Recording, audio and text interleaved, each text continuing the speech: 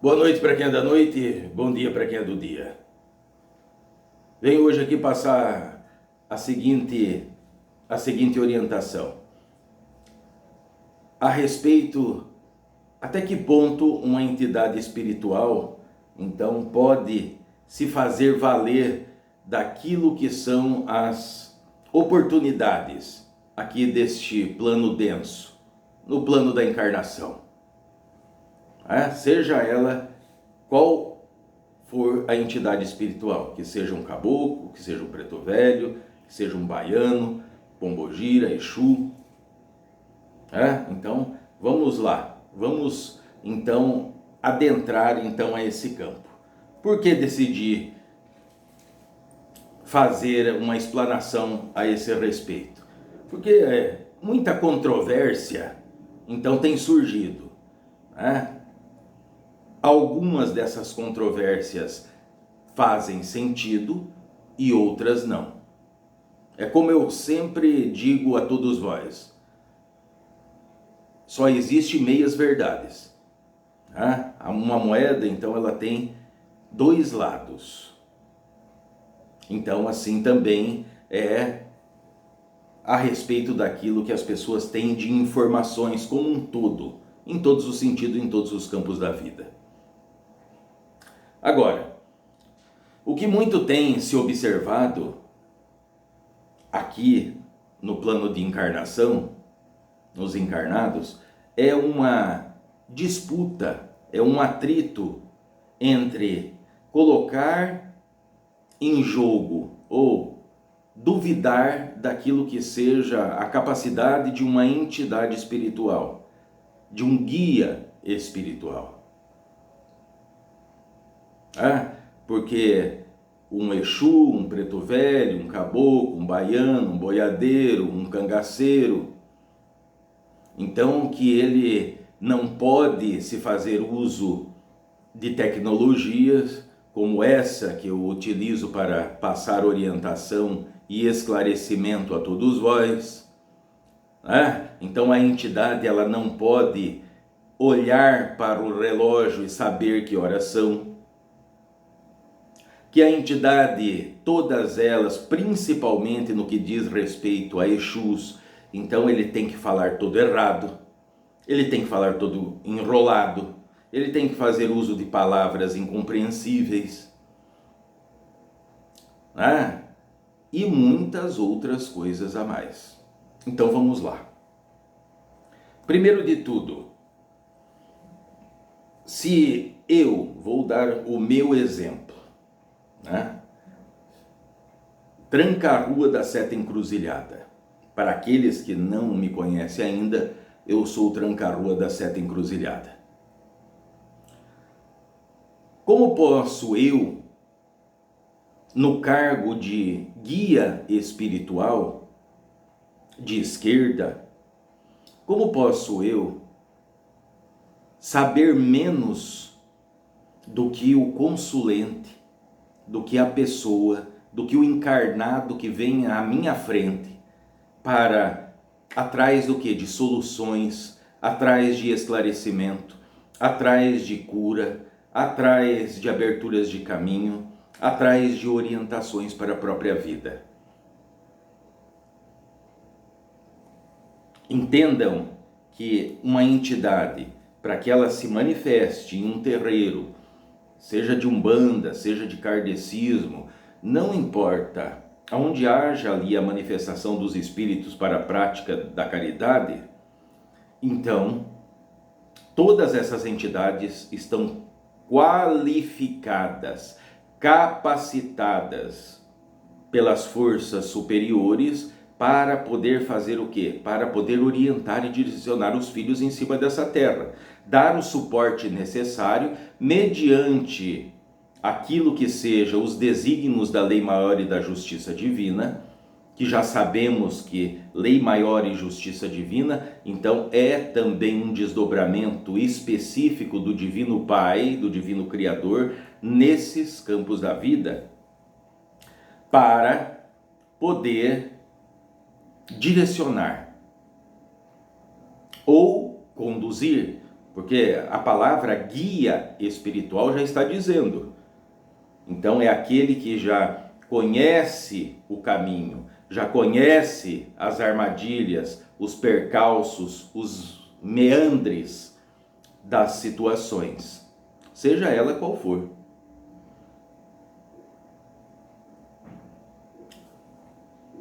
Então, já temos ali aquilo que seja uma primeira importante colocação a esse respeito.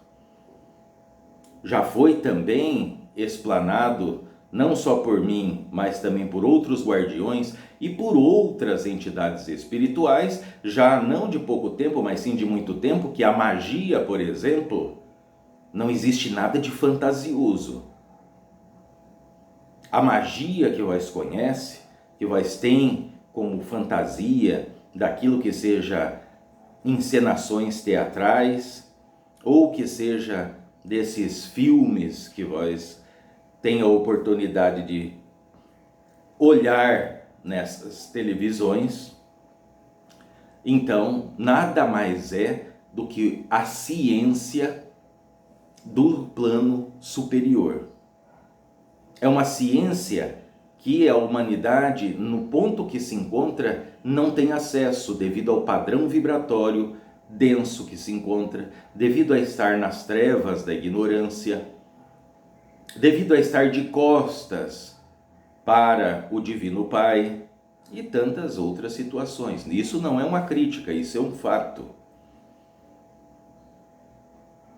Isso também não deve gerar culpa em cima de vós, porque vós estão aqui para experienciar, para se capacitar, assim como um aluno está dentro de uma sala de aula. Então, essa ciência divina vós tem conhecido como magia. Quem foi que disse a todos vós que a espiritualidade como um todo não tem à disposição tecnologias que vós nem mesmo imaginam? Médiuns verdadeiros, legítimos, que têm a capacidade de fazer desdobramentos astrais conscientes para irem trabalhar, para irem a agregar grupos de trabalho, para poder fazer resgates, para poder fazer orientações, palestras às pessoas desencarnadas que estão tendo necessidade. Então tem visto, tem presenciado muitas dessas tecnologias, das mais diversas que vós possa imaginar. Então, vamos lá, como posso eu, que estou em terra, incorporado, e também em espírito, a maior parte, boa parte do tempo do meu trabalho, estou aqui em meio a todos vós, em todos os caminhos, em todas as encruzilhadas da vida, observando vós e todo mundo mexendo com essas tecnologias, por que não posso eu saber também usá-las? Que raio de guia espiritual ou entidade espiritual seria eu? Como vós poderia confiar a sua vida, o seu caminho, a sua tristeza, os seus anseios, a proteção dos seus filhos, da sua família, a alguém que nem sabe por onde anda, nem sabe o que faz, está preso ali aquilo que seja a encarnações passadas? Então teria eu, tranca-rua seta encruzilhada, eu teria que manifestar aquilo que seria a minha última encarnação? Porque se fosse essa a verdade, já digo logo, o que mais tem então são charlatões. Porque tem muitos aí que trabalham com grandes generais de esquerda, que se fosse para manifestar a última encarnação, deveriam falar o francês. Outros falar alemão. Então, e também não só falar, mas saber dos costumes da época e dizer então a respeito das histórias, daquilo que é a cultura relacionada ao tempo que ele teve encarnado. Quais dessas entidades podem, então, ou poderia, né, manifestar isso?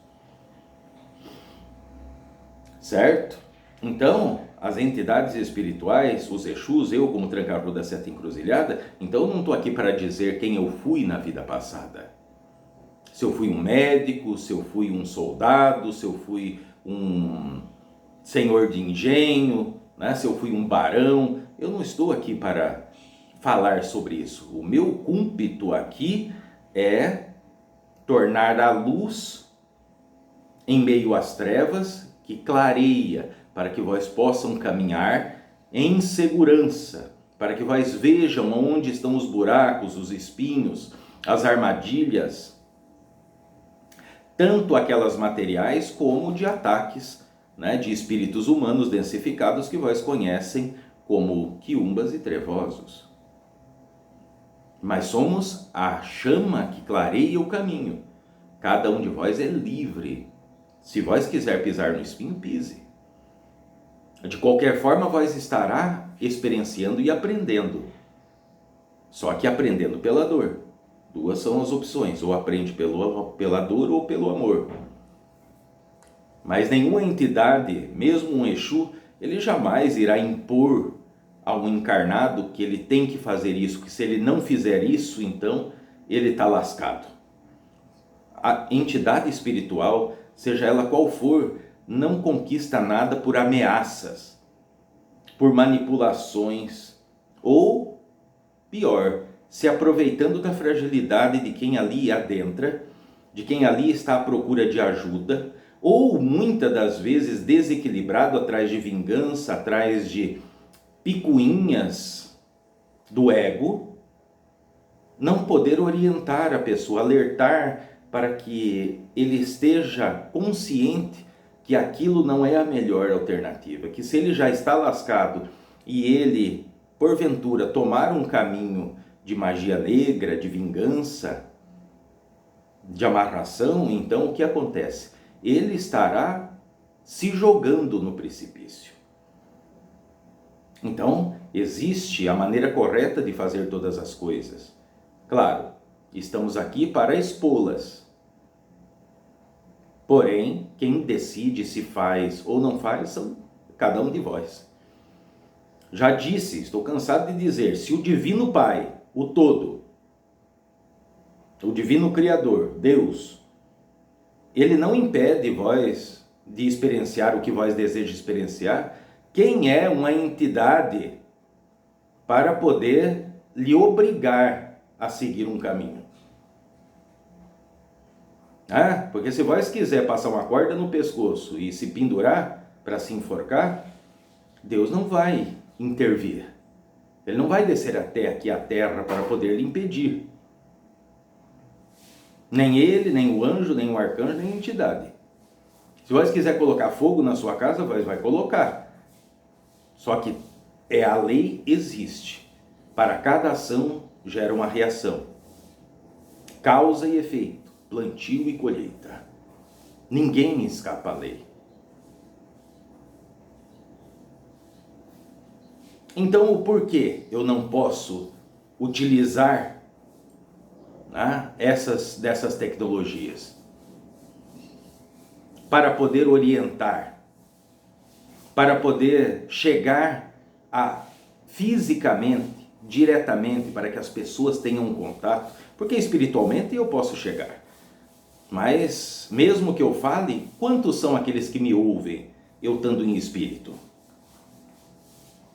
Eu posso apontar sinais na vida dessas pessoas, só que as pessoas estão tão distraídas dentro das suas próprias necessidades que eles passam por elas e não enxergam.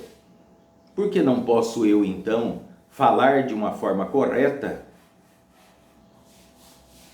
partindo do propósito de ser entendido e compreendido por todos?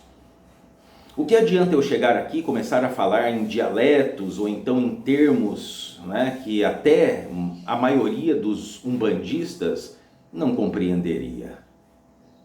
Do que serve?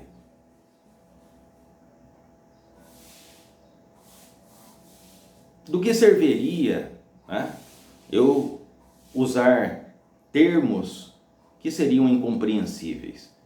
Onde estaria a orientação? Essa pessoa que chegasse, então, ela sairia com mais dúvidas do que quando entrou. E o objetivo da Umbanda, o objetivo da espiritualidade é fazer com que o ser humano se torne livre através da verdade. Acontece que muitos pais de santo, muitos dirigentes espirituais, então vivem do dinheiro tirado dos semelhantes, certo? Então, se tem que se acender uma vela para o seu anjo da guarda, então eles cobram. Eles não ensinam, certo? Se vós quer fazer aquilo que seja, começar o relacionamento, vós começar um contato simples, mais direto, honesto, com o seu Exu, com a sua pombogira, com o seu preto velho, vós não pode. Ou pior, todas as pessoas que entram sofridas dentro de um terreiro, então todos têm que vestir o branco, todos têm que se tornar médiuns, sendo que a verdade é bem outra. Médiuns poucos são, de trabalho, de incorporação. Muitos podem sim manifestar a sua espiritualidade a níveis muito altos, de poder sim, até visualizar através de práticas de treinamento de clarividência, aquilo que seja o seu guardião, a sua guardiã, mas tudo isso requer o quê? Um trabalho, uma orientação. A maioria desses pais, mães de santos, dirigentes espirituais, então, eles dizem que é um absurdo uma entidade estar falando para pessoas leigas sobre a Umbanda, sobre a cor das velas, sobre como acender uma vela para o seu anjo de guarda, como ali pedir a proteção a um Exu que a pessoa tenha afinidade. Por que não pode? É claro que pode. As pessoas têm que se tornar livres. É claro, é óbvio que ali então vai ser passado simplesmente um acender de velas para que a pessoa ali comece a ter aquele relacionamento, comece a falar, a ter por onde manifestar essa afinidade com essa entidade espiritual. Ele não está acendendo a vela para ele incorporar, ele não está acendendo a vela para ele fazer assentamento, para ele fazer, né, buri, para ele fazer, né, raspagem, para ele fazer tantos procedimentos que um médium em desenvolvimento tem que passar.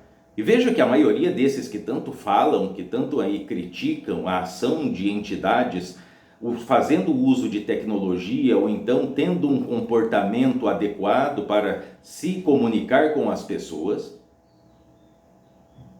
nem sequer o desenvolvimento espiritual correto eles sabem aplicar.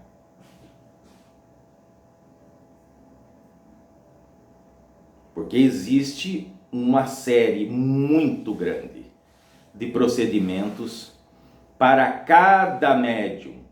Se nessa casa tem 10 médiuns em desenvolvimento, para cada um existe um procedimento. Claro, existem procedimentos que são padrões, básicos, pilares. Porém, cada um tem outros procedimentos a serem feitos. Cada um está em um ponto da caminhada. Cada um está em um ponto de evolução consciencial, mental, emocional, energética, espiritual. Cada um tem a caminhada. Se é verdade que não existe um ser igual ao outro, cada ser é único, então cada um tem a sua caminhada. Cada um tem as suas necessidades, cada um tem os seus pontos de vista. Cada um veio aqui para poder aperfeiçoar ou se qualificar a um desses campos da vida ou mais. Então, como pode ser jogado tudo dentro de um balaio? Por isso que mais e mais tem acontecido essa calamidade de ver médiums ainda jovens, novos, com a saúde acabada, com o mental destroçado, Por quê? Porque não é para o caminho dele se tornar médio de trabalho. Não é para o caminho deles. Eles não têm, né, não tiveram a preparação no desenvolvimento espiritual, né, para fortalecer a matéria, para despertar aquilo que seja o padrão vibratório maior do que aquele que ele se encontrava quando leigo, para ele poder suportar aquilo que seja os padrões vibratórios das entidades que ali então se manifestarão, e muito mais ainda a respeito da quantidade de incorporações que ele terá durante a vida. Então isso gerará um desgaste. Não é que as entidades vão puxar a energia dessa pessoa, mas assim como quando vós vai ao trabalho normal, né? Cada um tem os seus trabalhos, o seu ganha-pão, então ali vós tem que se movimentar. Vós tem um esforço para o corpo físico.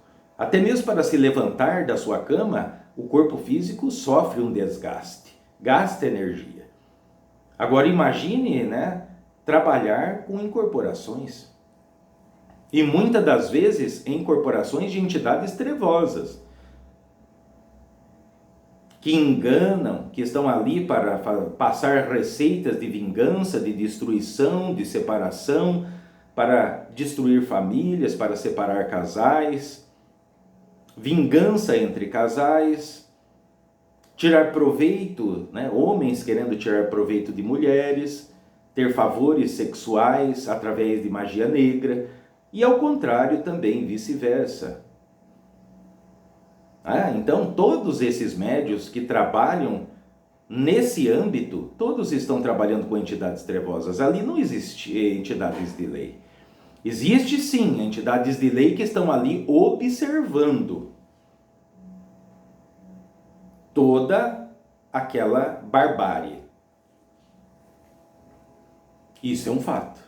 Mas incorporado, a maioria que faz trabalho de amarração, de magia negra, de qualquer espécie de vingança, de destruição, ali não existe entidade de lei.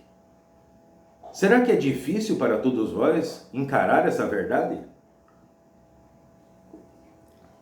Agora, falamos um lado da moeda, que tem aquelas pessoas que dizem então que a entidade não pode se valer de tecnologia. Como não pode? Aquilo que vós conhecem, nós conhecemos muito mais. Assim como conhecemos, também estaremos de acordo com as necessidades. Se uma pessoa simples, que não teve oportunidade de estudar, por exemplo, está diante de mim ou de qualquer outra entidade, então eu tenho que falar a língua dela. Se ela fala errado, então eu falarei como ela entende. Como ela entenderá e compreenderá. O que vai valer eu falar de uma forma correta, com termos difíceis, que aquela pessoa, então, primeiro, se sentirá humilhada, se sentirá fora de local e também não entenderá. Então não valerá nada. Estamos aqui para descomplicar a coisa, para clarear os caminhos, não para fechá-los ainda mais.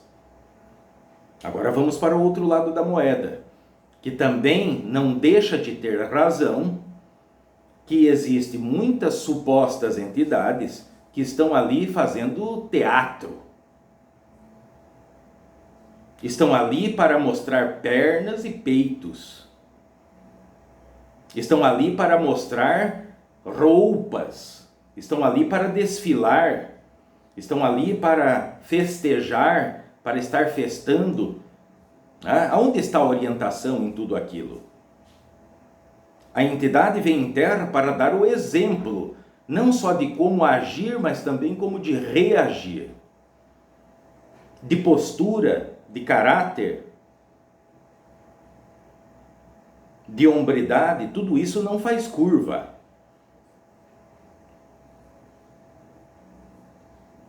Então, por um lado, também existe essas supostas entidades, médiums ali, que estão trabalhando, recebendo supostas entidades, né? Que recebem Pombogira, que recebem a Dona Navalha em bares, para que ela esteja ali mexendo os quadris ou chacoalhando, né, ali aquilo que seja o seu busto, né, se insinuando, sensualizando, ou então ver ali aquilo que seja uma manifestação do compadre Zé Pilintra, que é companheiro dos tranca-rua, ele ali se manifestar para sambar, para dançar, e depois as pessoas vêm dizer que ali, não, ele está sambando, ele está irradiando proteção. Não, não confunda as coisas também. Então, por um lado, também essas pessoas que estão criticando, faz sentido a esse aspecto. A Umbanda, então, se manifestou e tem ganhado espaço devido à simplicidade que ela manifesta. Um guardião pode ter uma capa? Claro que pode ter uma capa. Pode ter uma cartola? Pode, assim como pode também não ter. Porém, não estamos aqui, aqueles que são principalmente médios e dirigentes espirituais, pais e mães de santo, nós não estão aqui para competir com o candomblé. Porque lá eles têm um padrão de vestimenta já próprio, já desde o início,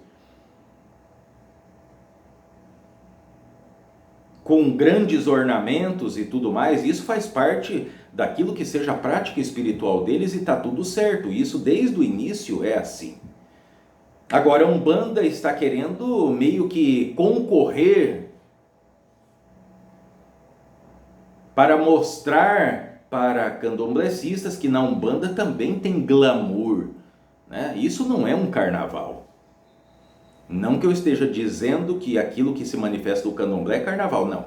Repito, isso desde o início é a prática, são as vestimentas, são os trabalhos com os ebós, as manifestações de entidades espirituais que se manifestam, como Tranca-Rua, Marabu, Dona Padilha e algumas outras. Então eles têm ali já aquele procedimento, sempre tiveram. Agora, a Umbanda nunca teve esse procedimento e agora passa então a querer criar, né, coisas mirabolantes.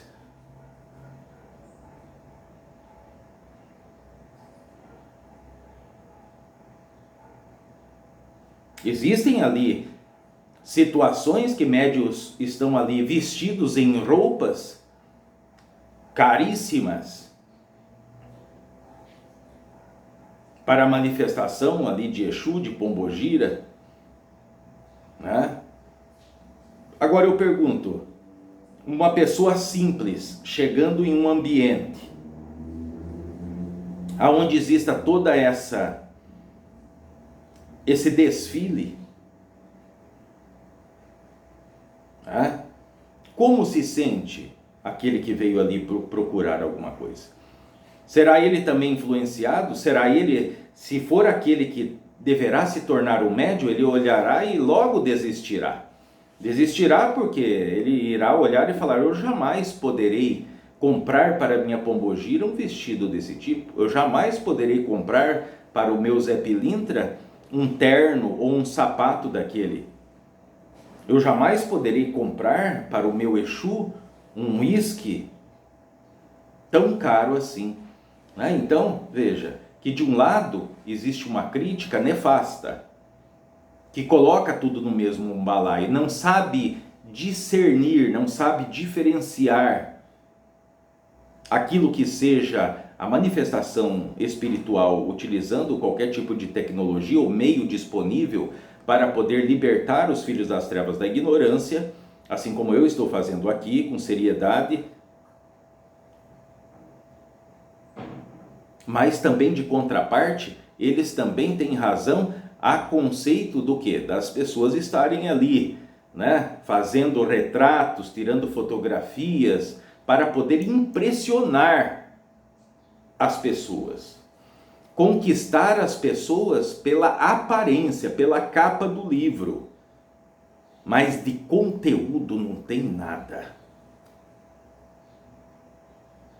A não ser escuridão, ego,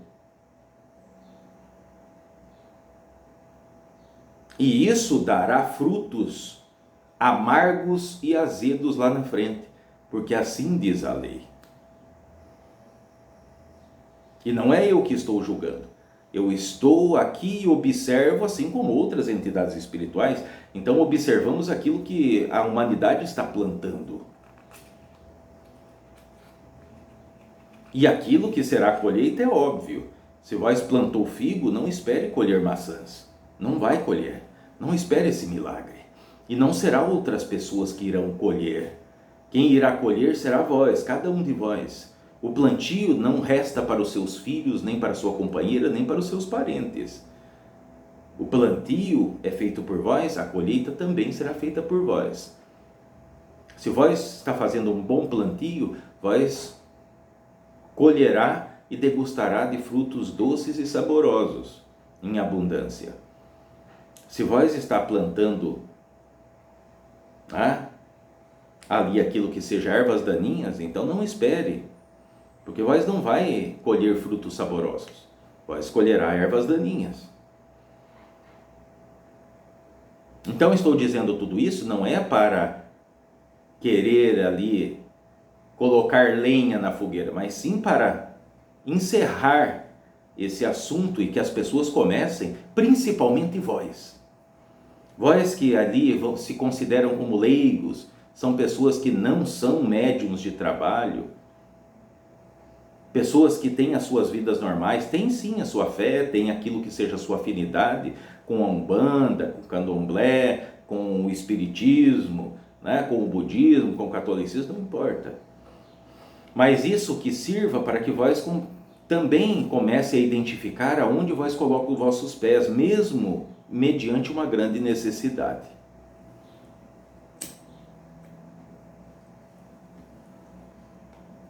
Certo?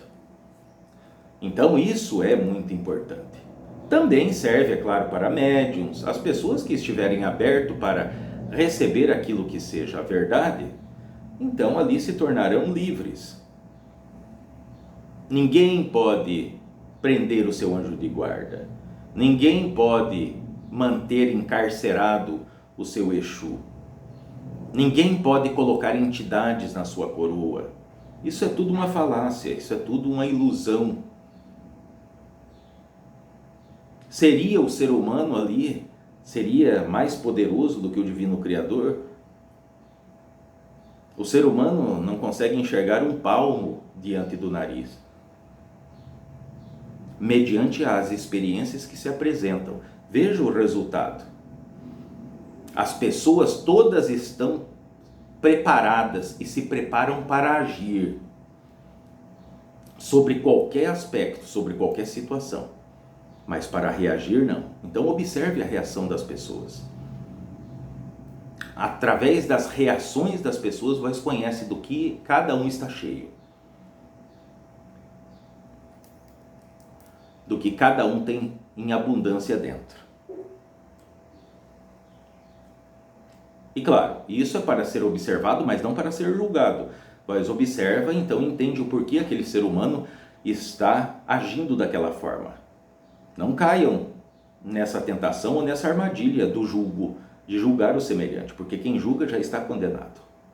Só cabe ao Divino Pai, o Divino Criador, o julgamento. Nem a anjo, nem arcanjo, nem entidade, nem um outro santo ou entidade que for. Só a Deus cabe, porque Ele é o único justo juiz. Ele é a única perfeição. Ele é o único que é. Certo? Então, eu vim aqui fazer essa explanação, essa orientação, para que aqueles que têm a oportunidade de ver, mesmo aqueles que, de uma certa forma, fizeram determinadas críticas, então, que revejam, não joguem tudo dentro do mesmo balaio, porque existem muitas entidades espirituais que fazem trabalhos importantes a serem considerados, tanto quanto aqueles que acontecem dentro do terreiro. Acontece que a boa maioria, então, não quer que as pessoas se tornem livres. Eles querem que as pessoas estejam ali, como acontece na maioria das religiões, não estou dizendo todas, certo? De manter os filhos, os seguidores, encarcerados, dependentes, presos ali, para usufruir do quê? Do dinheiro, dos favores.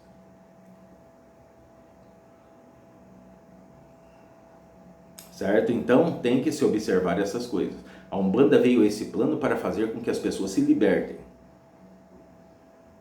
Não para que se tornem, para que se afundem mais ou se direcionem mais à escuridão da caverna.